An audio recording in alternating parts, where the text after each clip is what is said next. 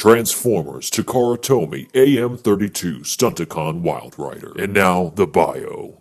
What? Yeah, go ahead and roll the credits.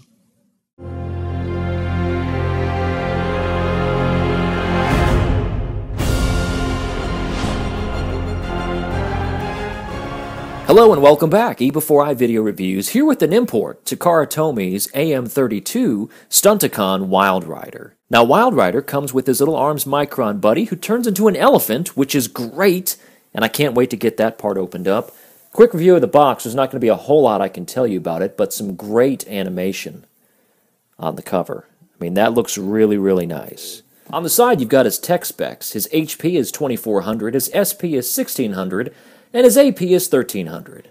I have no idea what any of that means. His strength is a 7, intelligence is a 5, his speed is an 8, his endurance is a 7, rank is a 5, courage is an 8, fire blast is 6, and skill is a 7. Now I'm sure as you've noticed, this is just a remold of Transformers Prime Robots in Disguise Wheeljack. And normally I'm not a big fan of repaints, but in this case the Wheeljack mode is a good mold.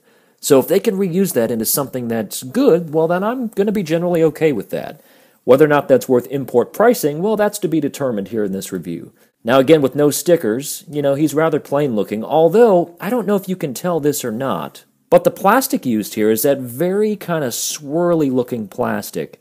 So it's cool. It's not just boring gray. It's got some nice detail in here, and that works out pretty well. As far as paint applications, again, he has a lot of stickers, so we're going to apply those here in a minute. But just straight paint applications, he has gold right here in these vents. There's a darker gray molded plastic right here. The glass, as you can see, is a translucent, kind of a red color. That looks really nice. You have gold in the hubcaps, black on the tail lights. That's not paint, that's the color of the plastic. And then red bits all around. Underneath, again, he's the Wheeljack mold, so you kind of know what you're getting here. But one thing to note, I do like how this red came across, so just the color of the plastic looks great. Now, the only real differences between this vehicle and what we got in Transformers Prime Wheeljack are the added Micron bits right there on the back of the car.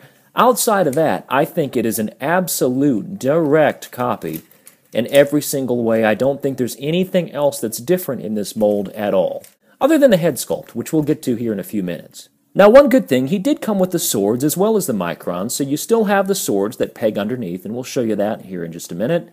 But you kind of know what to expect here. There is no paint on these whatsoever. These are black plastic, and that's it. You still have the kind of Cybertronian writing in here, which is cool. But outside of the detail, which you found in the original one as well, you're not going to find any paint details here in these weapons. Like the original Wheeljack, you can put the swords in the front, and for storage, you can peg them underneath just like that. Now, it's actually an interesting thing that they came with these swords, because the Beast Hunters remold did not come with them. Now, his Arms Micron. There he is. He needs to be put together. So I'm going to go ahead and pause this and do that and put some stickers on him. So you'll see what he looks like all stickered up and what the Micron looks like after I bang my head against the wall about 10 times, put this thing together, apply the sticker sheets, and I'll be back. Alright, stickered up, and we're ready to go. So, yeah, Wildrider is pretty awesome with stickers on. I mean, flat out, it really brings out this car, which was really kind of drab and gray. Now, the interesting thing about this set is you can really do kind of what you want with the stickers. I mean, some of them you have to put where they want you to because they're cut out that way. And others, like the Decepticon symbols and these bits right here, you can put wherever you want. And in fact, the instructions don't even tell you where to put these guys. So we'll go through where I put mine, and if you get this figure, you can do what you want. Looking at the stickers a little bit closer, so on the front, these are really shiny, by the way. The lights are just reflecting right off these things. But you've got a real kind of interesting sideways Decepticon symbol, and this is actually 2 strips. And then this piece right here is completely separate, so this is a small little strip that you attach and make it look like a full-on Decepticon symbol kind of at an angle. You've got the 2 red stickers here. On this side, I don't love where I put that. You can put that wherever you want. The instructions don't tell you where to put that. You don't have to put it anywhere if you don't want to. On the back of the vehicle, I've got 2 separate sets of stickers here, kind of a purpley, kind of a dark purple, or I don't know what you'd call that. And a red in the middle, and then the small Stunticon deal right there. If you look real close, it has the Decepticon symbol and the Stunticon symbol and kind of on a vehicle truck. Very, very cool. I like that quite a bit. On the other side, you've got another larger Stunticon deal right there. Same Decepticon as I mentioned.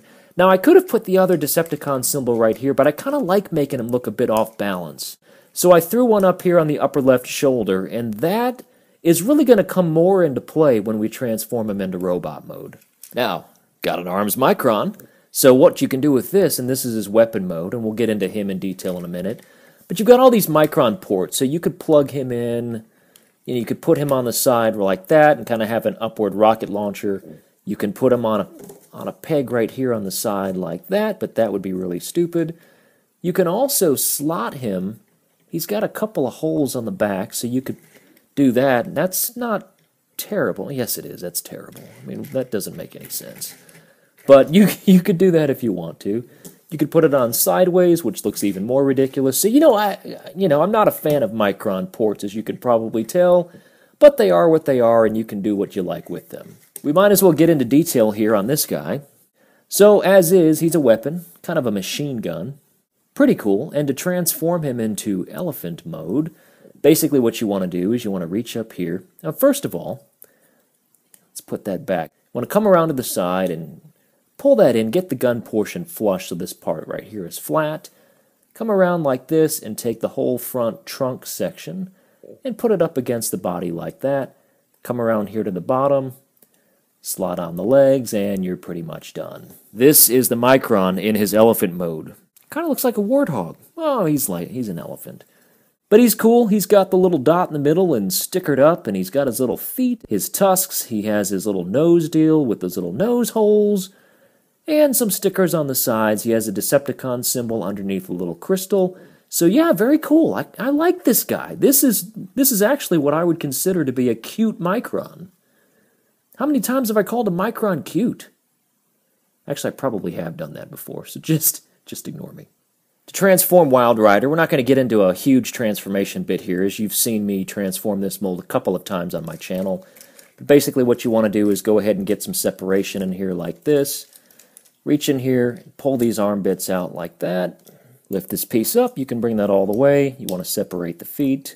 You want to go ahead and spin this bit like this, all the way around. Lift this piece up, that's pretty tight. Turn it, flip down the foot, rinse and repeat on the other side. Flip, up, around, and push. Again, if you want to see detail, I'll link the reviews of this mold that I've done on my channel. So you can take a look if you want a more detailed look at the transformation. Straighten out the legs. From here you want to go ahead and bend this part down.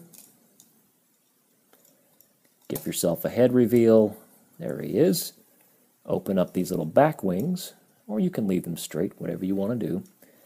Lift these up, and basically you've got a peg hole right here, got a peg hole right there, and you've got a tab right there, and you want to lift these up so that everything mirrors up. And it might seem difficult if you've never had this mold, but it's really not. You just want to get these things up there, peg everything in, and you hear a little snap, a little satisfying snap, and you know you're pretty much done. You want to go ahead and lift these out, flip them around, push it in, straighten out the fist. Do the same exact thing on the other side. Turn around, push it in. There's his fist. Then you basically just want to stand him up, pose him up. Alright, so here's what he looks like without stickers. Kind of bland. Lots of gray bits. The red is a little bit more hidden than I guess I should have known since I'm so used to this mold. But overall, kind of a bland look. So let's go ahead and get him stickered up and see if the stickers bring out this character anymore. And there's Wildrider all stickered up and ready to go. Now right off the bat, I'll go ahead and say that with stickers he looks great. Actually a really, really nice use of the mold. Still has that kind of G1 Wildrider look about him. And yeah, pretty cool. Let's take a look at him up close. I mean, just look at the head sculpt. He's got the bolts on each side of his face. He's got yellow painted eyes. There's no light piping on the back of his head. But he's got very cool yellow eyes and kind of the sad clown face. Sorry. But he's got the very, very just Stunticon face to him. I mean, it looks really, really good and fairly G1 accurate. We'll get a picture of that here in just a few seconds. The stickers all look good in this mode. You can see the gold here, which was really covered by the translucent plastic windows, the red windows that you saw earlier. So the gold kind of pops out and matches the gold pieces right here. Little partial Decepticon symbol on the leg still looks good. You've got the other stickers, again, applied. And I love the Decepticon symbol right there on the shoulder, so I'm quite pleased with that. On the other arm, you've got the Decepticon symbol. That almost kind of looks like a tattoo. Maybe not, but, you know, just let me be. Again, on the back, typical of the mold. Here's the Micron ports right there. So, yeah, he looks good. Now, again, we'll take his little elephant buddy and we'll transform him again so we can get him in weapon mode. Just going to flip the tusks back. Move this part forward and you're basically done. Come around to the side and pull out the little weapon deal. You can stick this in his hand like this. And basically, you've got a big old ginormous weapon right here. Is he going to be able to hold it? Yep, he holds it just fine. And you can take his swords and you can slot these in his back, just like you did in Wheeljack, of the same mold, and that looks pretty good right there. That's pretty sweet looking, I must say. That looks pretty good. Those who are not familiar with this mold, well, articulation is the same, but we'll go through it. Head is on a ball joint, so he can look up, down, all around. Arm is on a ball joint, and you've got lots of arm joints here. You've got both the ball joint and the arm. Then you've got a swivel right here. You've got another swivel gear here, again at the elbow, and you have wrist articulation for the hand. On the legs, got a ball joint here. You've got a swivel right underneath the ball joint. You've got the hinge on the knee, and you've got feet articulation, so quite a bit of posing. You don't have any waist articulation because of transformation, the way that locks into place. But again, there's still quite a bit of posing to be had here, including one of my favorites, reaching for the sword. If you want to get a quick comparison of what he looked like in Generation 1, that's a picture courtesy of tfwiki.net. So that's the way Wildrider looked back then, and this is the update so you can see where the spikes came from, or the bolts on the side of his neck. So fairly accurate looking face, so I like the way that looks quite a bit. Colors look very similar, nice update to the figure. Now, if you own as many molds of this figure as I have, so there's Dead End, Beast Hunter's Wheeljack, Wildrider, and the original RID Wheeljack, is it worth importing this guy for $30-some-odd? I mean, it really costs, you know, upwards of 38 plus to bring this guy into this country and import him. Is it worth that much money? If you don't own this mold and you're a fan of Stunticons, then I would say probably, yeah, it would be worth it. If you're like me and you own all these guys, it makes it a little tougher to justify. Now, yes, if you're a fan of Stunticons, this is a great update to the figure. He doesn't combine. There is no Menasor here. Unless you've got some duct tape and silly putty and grab some random figures, you're not going to get a giant robot out of him. But as a standalone tribute to Wildrider, I would say that, yeah, it's a great one.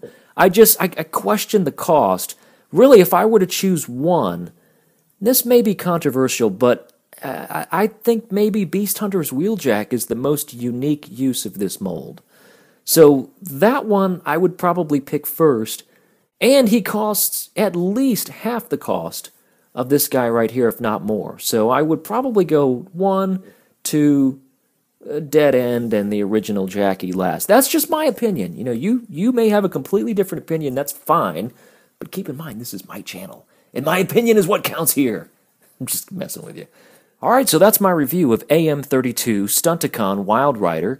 Again, a bit pricey, but not a bad choice. Again, if you're a fan of this figure, the mold itself, or you really want to have a Stunticon in your collection, then I would say it might be worth it. I do not think that this will end up being a Hasbro release, so I don't think you're going to save any money by waiting, unless you pick them up somewhere like eBay. If you're looking for this guy now, the usual places, TF Source, Big Bad Toy Store, and so forth. So thank you again for watching my review. This is eBEFOREi Video Reviews. If you want to follow me on Facebook, and well, why wouldn't you? I'm at facebook.com/eBEFOREi. If you're watching this video anywhere other than YouTube, you can find all of my reviews on youtube.com/eBEFOREiNet. And if you're a Twitterer, you can follow me on Twitter. I'm at E_before_I. Thanks again for watching. We'll see you again real soon.